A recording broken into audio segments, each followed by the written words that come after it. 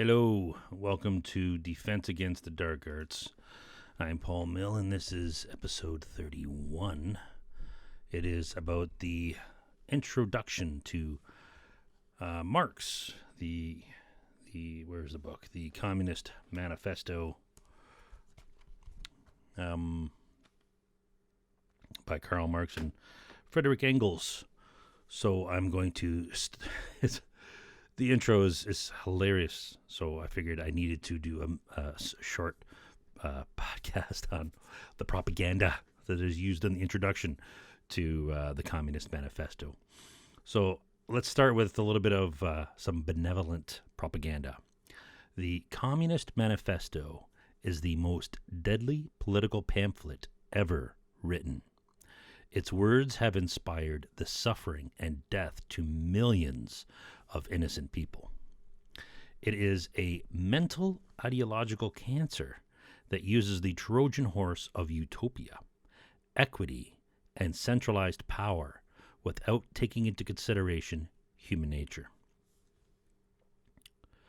So it's persuasive to the non-critical thinker, and that's its power, as most people are non-critical thinkers.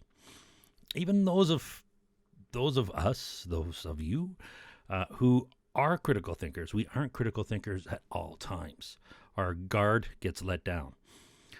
And so it's this book it's destructive and pain under the guise of social justice. The values of the lazy and the incompetent are appealed to. Those who are non-self-starters, the jealous, the losers who resent their friend's success, those type of people. This is it's not intended for, those people who are honestly happy for others, when they succeed. This is for those small, creepy people who sabotage their friends' chances of success like lobsters in a bucket. Now, by this, I'm referring to the Communist Manifesto, not this podcast. Right. So the Communist Manifesto is small, so it's a pamphlet. So it's referred to as a pamphlet. So it is a pamphlet that is a call to murder and oppression. It's a call for the evil of globalization. The Communist Manifesto was a small booklet written by a couple of weirdo assholes in the UK in 1848, 1850, I'm not sure, sometime around. So these fringe weirdos were Karl Marx and Fred Engels. So Karl Marx was a low-paid foreign correspondent for an American paper. When he asked for a raise, they said no, he wasn't worth it. So he lost it and wrote this pamphlet in a tirade. So not he or anyone around him at the time took this pamphlet seriously, and it was literally forgotten for decades. Today, the book can be bought literally, I think I paid $2, maybe a little less than $2, delivered to your door. So somebody somewhere is subsidizing the spread of this evil, because that book, I'm sure, to print a book like that, can you print it, maybe if you pump out, mass volumes, you can get it the price per copy down pretty cheap, but delivered to your door for like $2 Canadian. Right? So that's like 50 cents American. So I had an old copy decades ago when I was a kid, and since lost the book. So I ordered another copy and reread it recently. And to my surprise, the some of the content was missing. So I'm guessing someone edited out, some of the more egregious. I can't say that word. Egregious ideas. The specific point that I'm remembering is him claiming that the state should take children from their families, and the state should raise the children, in order to brainwash them or to condition them deeper, semantics. So when I read the manifesto a long time ago, I did read a bunch of other communist books at the time. So it could have been in one of those. Anyway, this new copy has a hysterical introduction it's meant to be serious, written by some idiot named Andrew.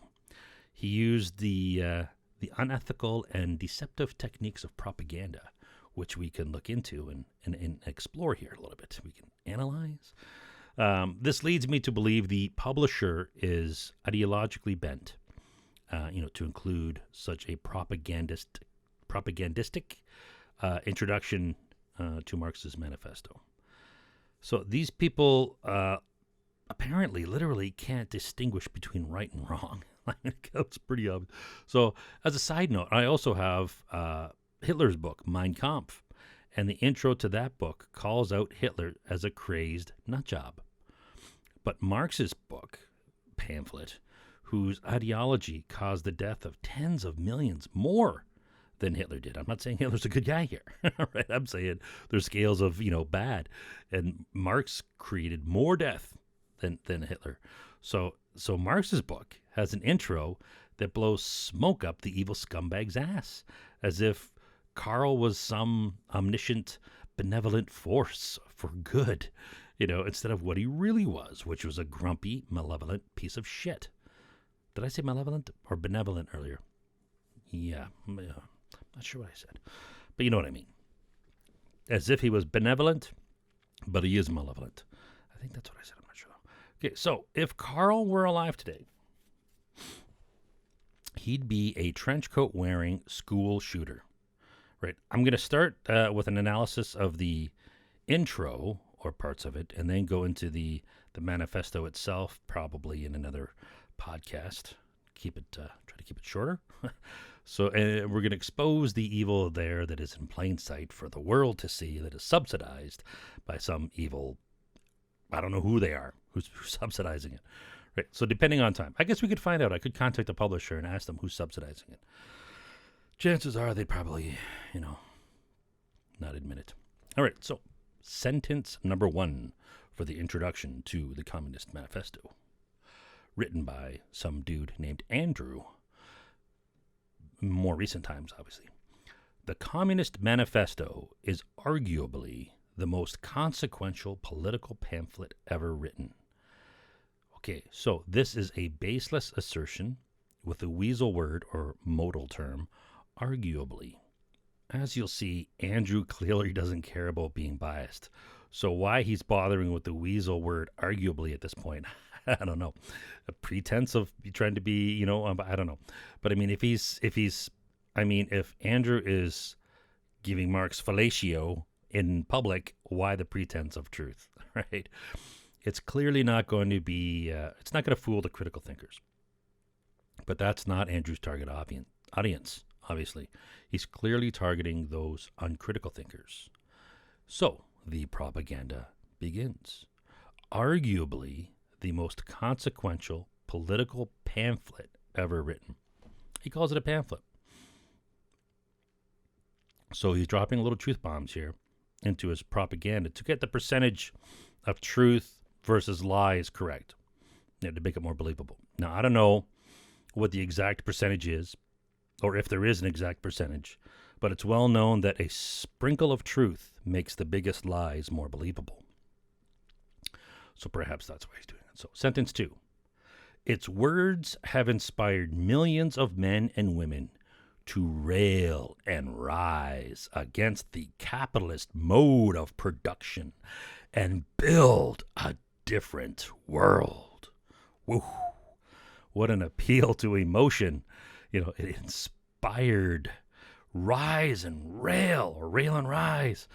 It's the use of hypnotic alliteration, the appeal to emotion of defiance and courage, which most losers do not have but desperately want.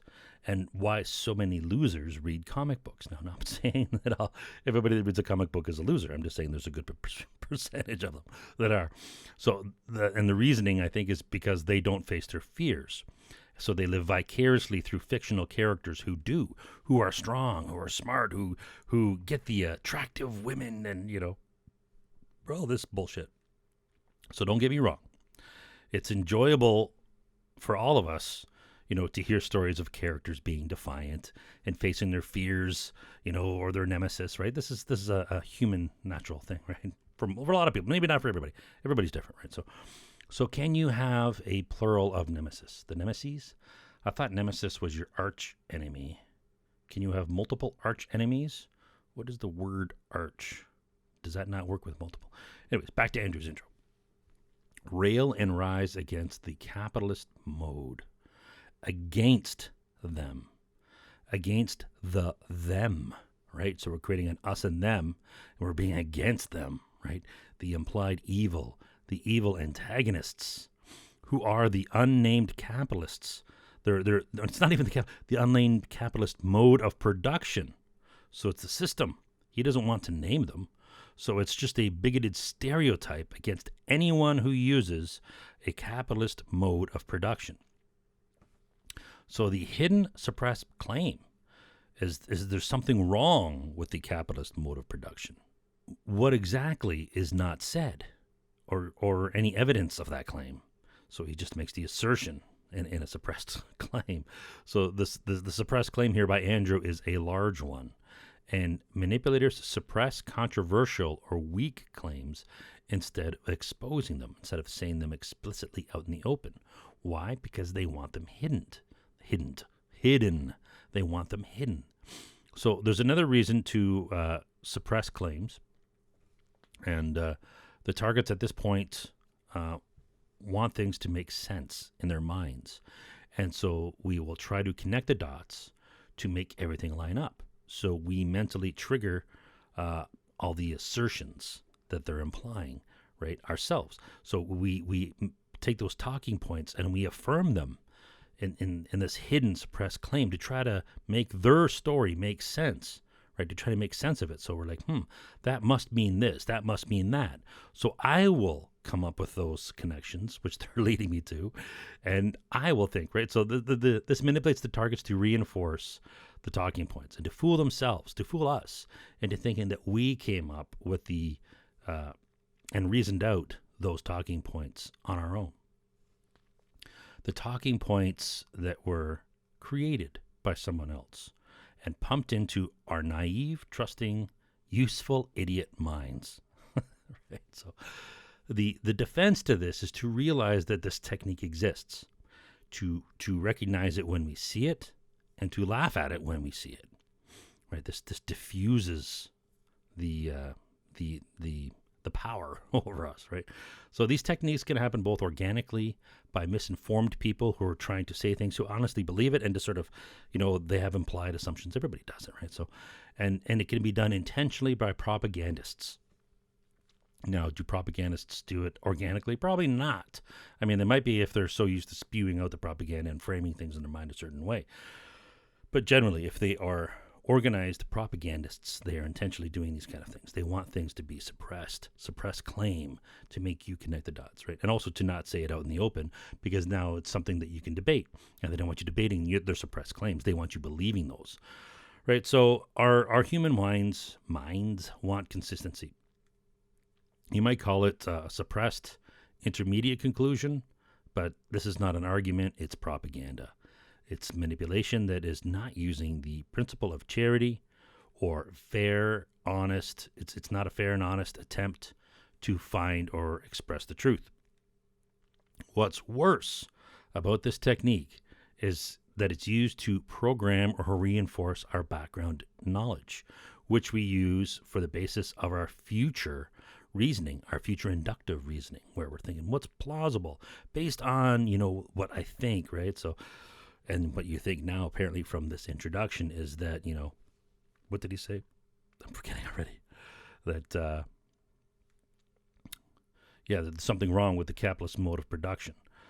So, if so we're our background information is being wired to think automatically, without any reasonings, none given, that there is something wrong with the capitalist mode of production, right? Whatever that is.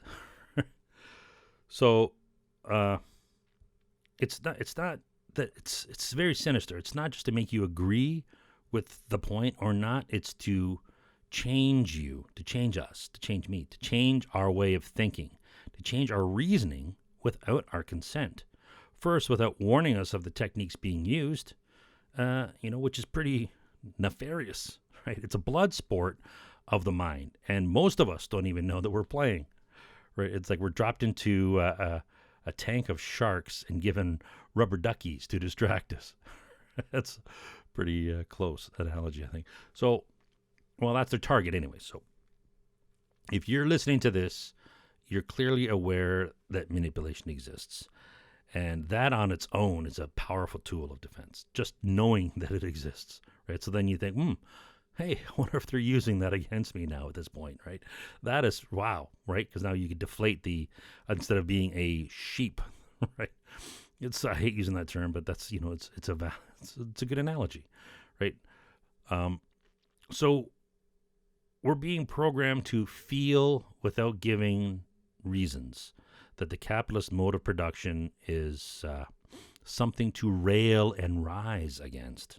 It's not just, something that's wrong or something that's bad. It's something we need to rail and rise against, right? And Andrew finishes the sentence with, and to build a different world, not a better world. So here's another suppressed claim. The one claims that the suppressed claim that means that different means better.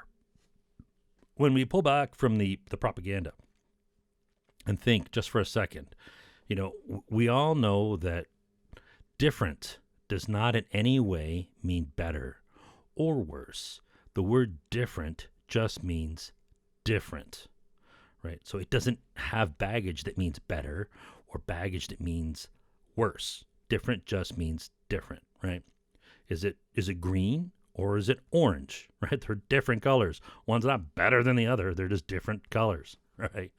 But the programming here is that different is implied to be better. That's his suppressed claim. Right? That's what Andrew's trying to program into our background knowledge, that different by itself is better, so that in the future, if someone asks us, how different means better, we won't know, because we never knew, because no one ever gave us an argument or a reason to think that. It was just our background knowledge was sort of manipulated to think that different means better, which it doesn't. Different just means different. Worse means worse. Better means better. Different means different. Like, these are different. That's why we have different words for that, right? We don't have better words or worse words for it. We have different words for it. So this is a loaded suppressed claim. Of course, people are sometimes reluctant to change. We all are. And sometimes we're in a shit situation and we do want to change. Sometimes we're in a great situation and we don't want to change, right? So that's life. We all know inherently that change is a gamble. Sometimes it's good. Sometimes it is not.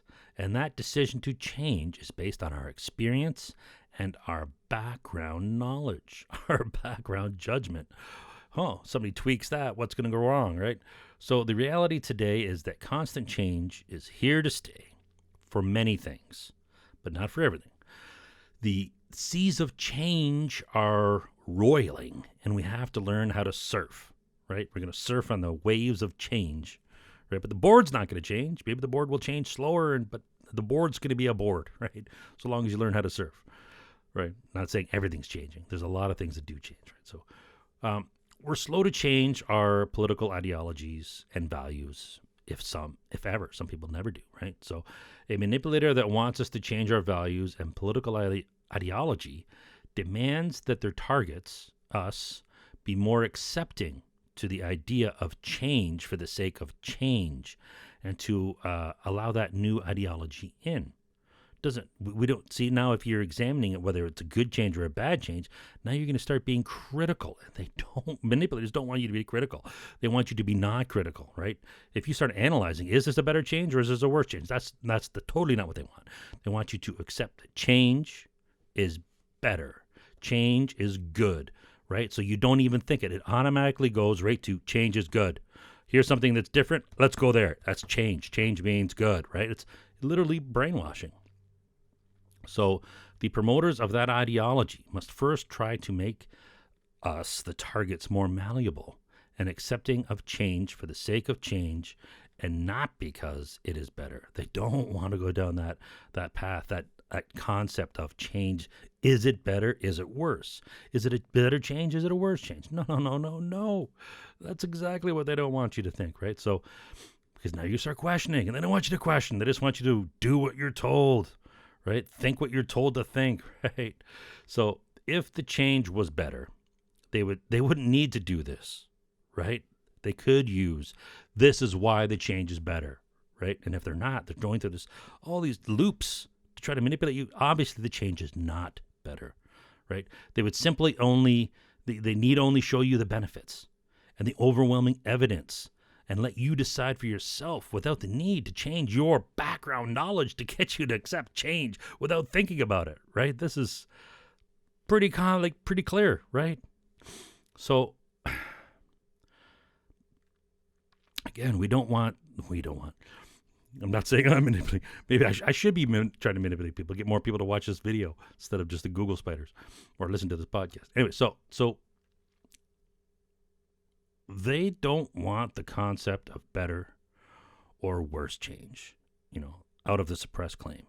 That is not good for the manipulator because now the target is cognizant of the idea of there being changes for the worse. And now critical thinking is critically, right? Examine it, analyze it. Is this better? Is it not? What criteria do we need to start? And you go down that whole path, risk reward, risk benefit. Holy shit, they don't want you thinking that way. And the whole debate is on shaky ground and not where the manipulator wants your mind to be. So Andrew wants to build a different world, right?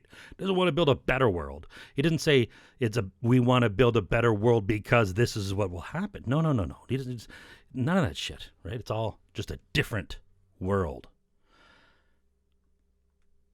Sentence 3.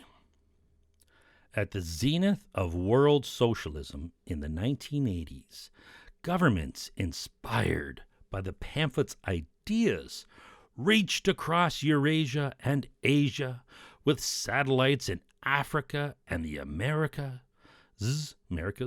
organizing more than 1 billion people under some form of Marxist-inspired government. Hallelujah. Yay. So now Andrew is lamenting, and he harkens back to a time of the 80s of hidden brutality and oppression. The suppression of the Soviets were brutal. Holy cow. And he's hearkening back to it like, oh, what a beautiful moment in history when, we had those mass graves and mass murders. And, in the Soviet Union, we had, children ratting on their parents and their parents were being exterminated. Oh, the glory. Oh, I miss those days. What an idiot.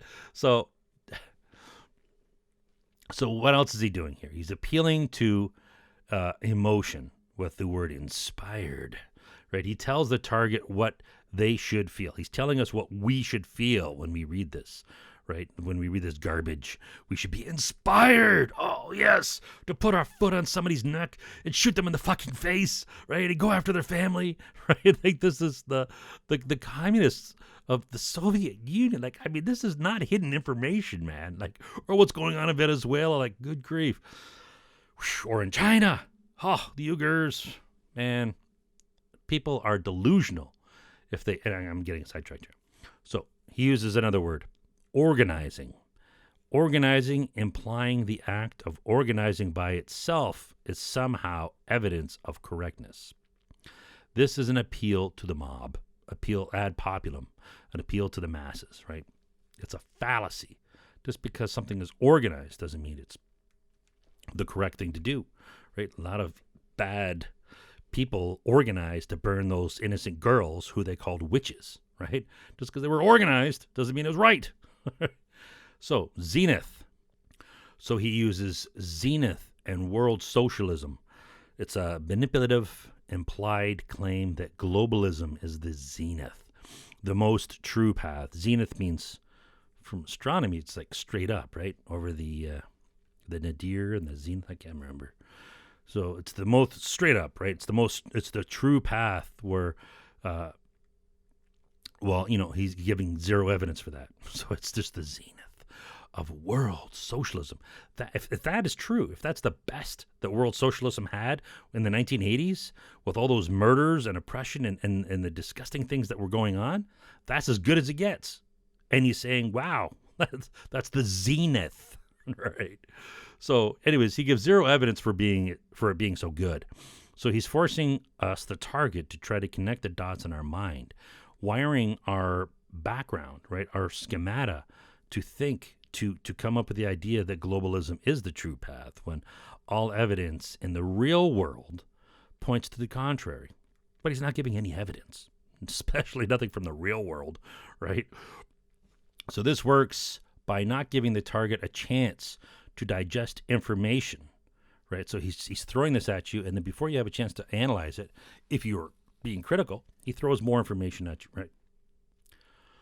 So in future arguments, we, the target, may now claim that world socialism as the zenith, right? With no evidence. Somebody says, well, how? Why is it?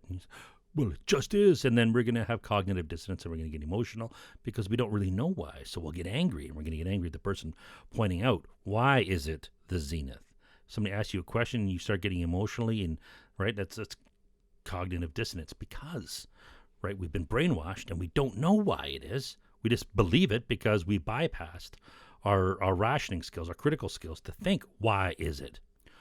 So our decision of why we think that is based on our assumptions and falsities we jump to in a fraction of a second while reading with no time for critical reflection. So the government's inspired by the pamphlet's ideas. He says the governments were inspired by the pamphlet's ideas. What does that even mean? The governments were inspired, right? Like the pamphlet is consciousness and has ideas of its own, right? There's so many layers of right? So this is an attempt to make the pamphlet more Bible-like, where it is written gospel and not just some author's opinion, not just, Fred and Carl's opinions, right? When they were rage writing, right? It's entering the realm of written law, right? So would it be written, right? Instead of a couple losers in some apartment, rage writing over the whatever the 19th century equivalent of pizza is, right? So it inspired more than 1 billion people. Here Andrew is using the Adpopulum fallacy, appeal to the mob, which is a fallacious support for a position claiming that many people believe it and that it's widely accepted. None of which is, evidence. Even if that was true, that's not evidence of it being true or valid, right? Just because a lot of people are deluded doesn't make it true.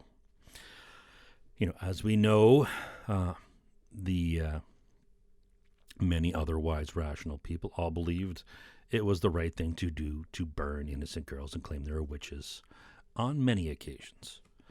Sentence 4. Many countries outside the socialist sphere have also found the argument persuasive, as the success of the social democratic movements throughout the capitalist world attests to. Andrew continues to use the Adpopulum fallacy, because if you bought it earlier, you're going to keep buying it now, so why stop? He's referring to Carl and Fred's rage propaganda as an argument. So he's using the word argument, so this indicates that he may be versed in the critical thinking techniques of syllogisms, right, the form of arguments, and is therefore intentionally and unethically using these tools of rhetoric for for deception and manipulation. This Andrew character appears to not just be a hate fanboy writing an intro for his beloved Bible pamphlet of hate and evil. Evidence indicates that he is a propagandist using the techniques of the cultural Marxist, which are deception, manipulation, and social programming, indicating that he knows full well what he is doing. There is nothing, how do they say it? There is not but power. I can't remember how they phrase it, but it's just pure about power. There's no morals. The only moral is to acquire more power. That is the only good, right, according to these crazies. So he makes an assertion about the supposed success of social democratic movements throughout the capitalist world with zero evidence. So is it the capitalist world? Are they social democrats? How are they? Who's succeeding here? Are they riding the coattails of the capitalists? More than likely, right? But we don't know because he's not even saying who or what or when or where. He's just random assertions. You fill in the gaps, right? It's just an assertion. Then he makes a self-reference that his assertion is evidence that the country's found the argument persuasive. So this what do they call it? Circular reasoning. The self-reference is a fallacy of circular reasoning. But it's based on an assertion with no evidence. So it's a fallacy within another fallacy, which is, not surprising. So if you believe his lies, you might cite his fallacious circular reasoning as proof of your stupidity. So what's interesting about Andrew's opinion here is that he's claiming the target being persuaded is success. The persuasion is success. Not any values or betterment of society, but persuasion as the marker of success. Andrew is revealing a bit too much about his thought process via his propaganda. His focus on persuasion as success leads us to infer that is where his mind is focused on. Persuasion. Not reasoning, but persuasion. Not truth-seeking, but persuading the thoughts, beliefs, and reasoning of large targets. Next sentence. Sentence number 5. However, the pamphlet is more than a call for social justice and a different politics. Let me read that again. I kind of pooched that. However, the pamphlet is more than a call for social justice and a different politics. Now Andrew claims Carl and Fred's pamphlet is a call for social justice, implying not only that the current system is not just, but that communism is just. And he is saying again that the nonsense that simply being different implies better when he mentions a different politics. So he's not saying it's a better politics. He's just saying it's a different politics. And he's not saying what's wrong with anything in the current system, right? Again, when we pull our head out of the box of lies and think for a moment, we all know that different politics does not in any way mean better or more just politics. It just means different politics. We don't know if they're better. What are the chances of it being better? If you just change something randomly, what are the chances of it being a beneficial change? If you look at nature and natural selection, most of the changes are negative. Right? There is a slight chance that it might be a beneficial mutation or whatever, right, when you change something, right? But the odds are against it. So statistically, change by itself does not mean a benefit. It can over a long run, but the percentage is low. So the change by itself more than likely will be a negative change, statistically, if you look at natural selection. If you believe in that, right? Andrew gives no reasons, no premises. Just the fact that it's different suffices for Andrew. So, well, it probably doesn't suffice for Andrew, but it suffices. He's making it suffice for the target, right? I'm sure he might be a critical thinker. He knows the techniques and he knows what he's doing, right? So he knows that different doesn't necessarily mean better, but he's trying to make you believe that because he's trying to soften you and me as the targets to accept the difference, the change. So where are the claims of intrinsic efficiencies, which require the least possible amount of resources to get the maximum return? Where is the source of pressure to evolve better ideas? Andrew wrote this introduction in modern times, in our contemporary day, probably 5-10 years ago. I don't know, maybe even sooner. Who knows? So he knows the improvements to the world that the capitalist modes of production brought, but he's pretending he doesn't see these advancements, or the stagnation and inefficiencies and an unnecessary waste of resources brought about by the communist societies, by centralized planning where they don't know all the facets. That's the major flaws of centralized planning. It's horrible, right? Decentralization is clearly the way to go. You're not omniscient, right? You can't know all the little subtle details. We are living in very complex systems. Anyways, Andrew has hindsight, yet he does not demonstrate how Marxism is supposedly proven to be the better system, because there is no proof of it. The only thing centralized control has proven is that society is a very complex system, and those too stupid to realize that or think that they are smart enough to control it will always bring unnecessary pain, suffering, and death. The hubris of these morons to think that they know more than anyone else. Clearly, non-thinkers are the most susceptible to fall for this. Sentence number 6. Its arguments assume a scientific account of the history of capitalism and the forecast of globalization. Notice the history of capitalism and forecast of globalization. These propaganda techniques get us to think that capitalism, associating it with history, a thing of the past, and globalization forecast as a thing of the future. I almost I almost missed that when I read it the first time, and then I'm like, oh wow, yeah, look at that. So here Andrew brings the modern propagandistic trope. I don't even know if that's a word, but you know what I mean. The propagandistic trope of appealing to some generic science, right? If its arguments assume a scientific account, right? So he's bringing this modern trope of using the word science, the word alone as evidence, and not specified peer-reviewed studies that can be cited. Just the word science, like that.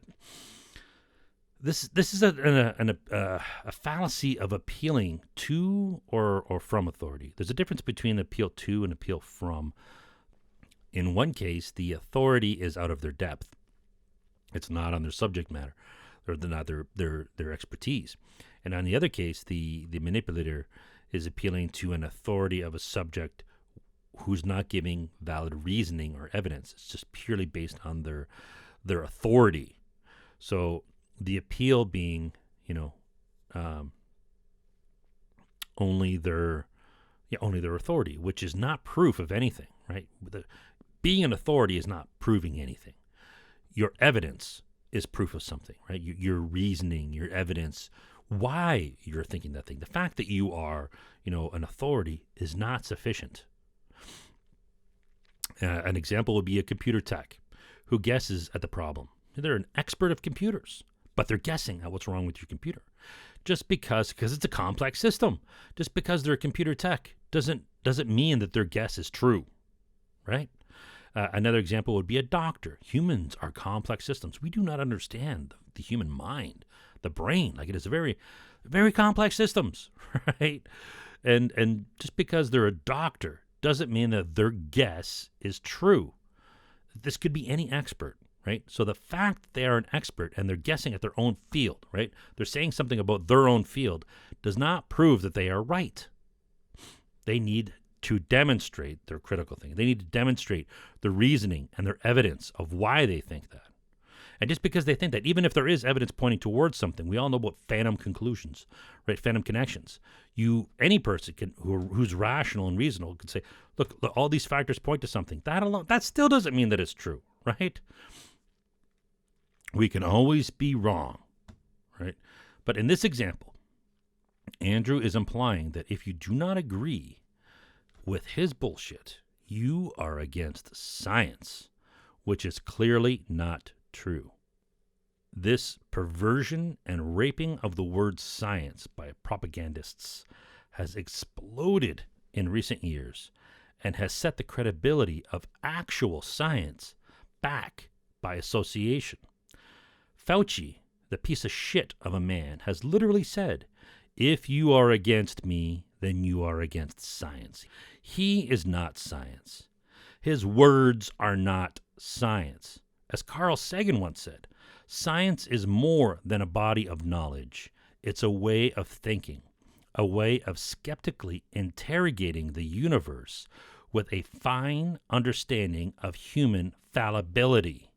If we are not allowed to ask skeptical questions, to interrogate those who tell us that something is true, to be skeptical of those in authority, then we're up for grabs for the next charlatan, political or religious, who comes ambling along. The whole scientific community should have shouted Fauci down, but today they are all inept cowards who keep their mouths shut and their heads down. If one is using science, they will happily cite their sources and not induce emotion or use the concept of science as a tool of manipulation. If you are a manipulator, what is your nemesis? The truth. What's the best mechanism we currently have for finding the truth today? Science. So, a manipulator, if a manipulator could capitalize on the reputation of science while at the same time destroying its credibility, would they? Absolutely. Now, I'm not saying this is exactly what these propagandist assholes are doing, but they are. Now, whether intentionally they're trying to discredit science, maybe some are, maybe some aren't, right? Depends on what level of the ladder you're looking at. So religious people even use the word science to deceive themselves and others. I had a Jewish friend once try to explain to me the science of her religion. It was awkward. I was like, wow. Yeah, no. Right? So this disgusting tactic is used by the political establishment daily. The political establishment being the news media and their politicians. If the science does say something, they can show us the studies and show us who paid for those studies, and if those the people who perform those studies are politically biased in any way. We cannot ignore the fallibility of the human mind when it comes to science. Now, I've got arguments about people saying, well, then it's not science. Well, that's exactly right. So you're saying it's not science anymore. But then it doesn't matter. People are claiming that it's science. Does it matter if it's no longer following the exact specs, right? We're being lied to, and they're using science as a propaganda tool to lie to us. So Andrew is bullshitting us about scientific forecasts of globalization, which is obviously complete bullshit. Carl and Fred were bitching about the globalization that was happening back in the day, and they didn't use any science to guess, that it wasn't going to go away anytime soon. If they did use science, which is a method, Andrew could spell out those repeatable techniques used by Carl and Fred so that we may use those techniques today to supposedly accurately forecast the future of politics in our future.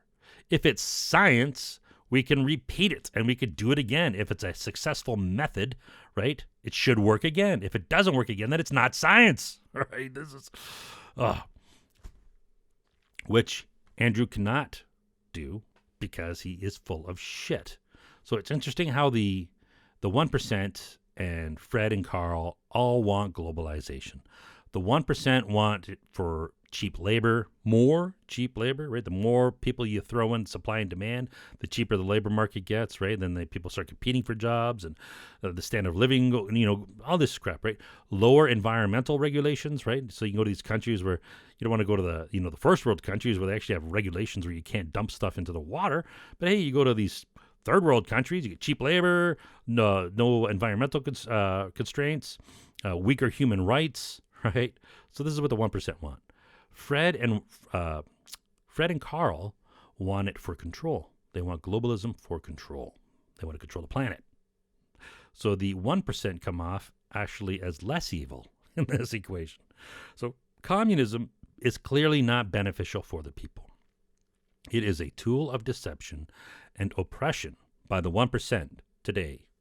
Then and today, well, they weren't using communism then, but today they're using communism as a tool of oppression on some. useful idiots, right? And they're useful idiots on the street.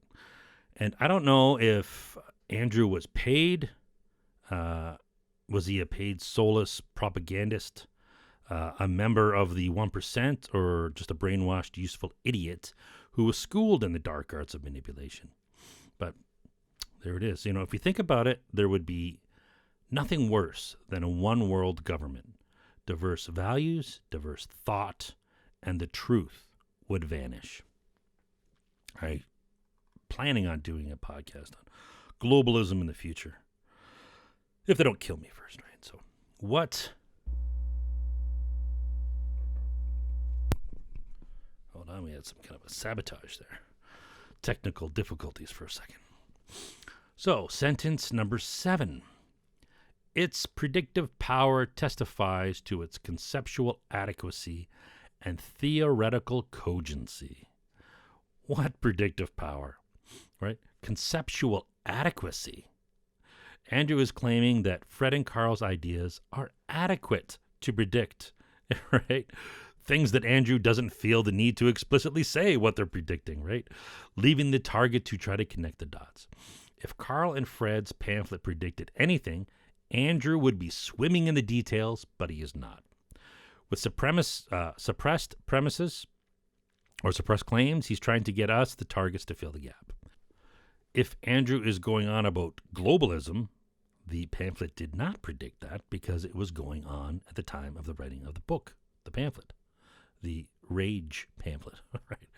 I could write a pamphlet today talking about globalism, and Andrew, if he's alive in the future, would consider that to be a predictive power because there will be still forces of globalism in the future. There will be forces of nationalism in the future, right? Unless some major catastrophic event or some new world order takes over, right? And going back to his ambiguous term, Andrew pulled out of his ass, the theoretical cogency. Does Andrew mean that the cogency of the pamphlet is theoretical? All right, so we all remember what cogent means, right? It means convincing. So theoretical cogency, theoretical, not theoretically convincing, it's theoretical cogency. So it's okay. Let's use the principle of charity and assume that Andrew meant that the theory of the pamphlet is convincing, right? That's most likely what he probably meant, although he could just be throwing these words out there. We don't know. In this case, Andrew would have us believe that simply expressing a theory convincingly, because it's cogent, so simply expressing a theory convincingly is sufficient to give it predictive powers. More suppressed claims, where we are to connect the dots that he does not explicitly say, to try to make sense out of his gibberish, we would further need to infer that the predictive power of the pamphlet, from what he's trying to say, is the result of how convincing the theory was. Again, Andrew strikes convincing someone as a win. So the theoretical cogency, how convincing it was. The theory convinced people, right? So he keeps sliding back to that whole convincing thing. So the ugly, awkward clause in this sentence here, the conceptual adequacy and theoretical cogency, must be awkward for a reason, right? Who would write that, right? The concepts are adequate, right? So is he trying to drag Carl and Fred's ideas up from the crap to the adequate? So the concepts are adequate. They're adequate. And then claim that they as a theory are convincing. I think Andrew pulled a thesaurus out and misinterpreted what adequate means, right? It's awkward. It's like he's trying to sound smarter than he is. I don't know. And convincing doesn't mean true. It's only sufficient to dupe someone. And this pamphlet is clearly not convincing. If it were cogent, if it were convincing, I would not be making this episode after reading it twice, would I? Right? Okay, let's do one more sentence and then we'll call it a day. Sentence number 8. Indeed, the manifesto lays bare the engine of social development in such a compelling way that academic disciplines, anthropology, geography, history, political science, sociology, and even psychology, have incorporated elements of its approach into their work. Good God, what a load of shit. I almost puked in my mouth while reading this. He starts off with, indeed. Trust me, believe me, I'm telling the truth. And then it lays bare. What does that even mean? It lays bare. It exposes the naked body of social development. It lays bare, right? Exposes, I suppose. Right. This implies there is an engine of social development. Well, what is that engine? Is there only one engine? Also, this implies development means only one thing, which we all know is bullshit. A seed develops into a plant that has evolved for that environment. There are many viable, diverse societies that have developed differently along different paths. There isn't one development. There are many different types of developments for society, viable ones. But to the Marxist globalist, there's apparently only one path, and that path is global Marxism and groupthink. Andrew continues with the exposition of this engine. He's trying to expose this engine, saying that it's, compelling. So the exposition of this engine is so compelling. It's compelling. So it's compelled these academic disciplines, not specific programs, not specific schools, not specific people, not specific professors, but the entire disciplines to incorporate elements. What elements? Of the approach of this exposing of the engine into their work. Like, how vague is that? What elements? What work? Who did it? Right? The entire disciplines I call bullshit. Right? So unspecified elements, unspecified work. So the engine of social development is an approach. This means he knows there are other approaches. So he's letting a little leak here in his what's the word I'm looking for? Inference. No. Yeah. Patterns. Yeah. Inference. So he knows there are other approaches when he says the engine of societal development is an approach. So, but he still refers to it as the engine in the same sentence. So the engine as an approach. So the self-inconsistency in one sentence is sufficient to conclude that Andrew is an idiot. So with that, I'm going to wrap it up.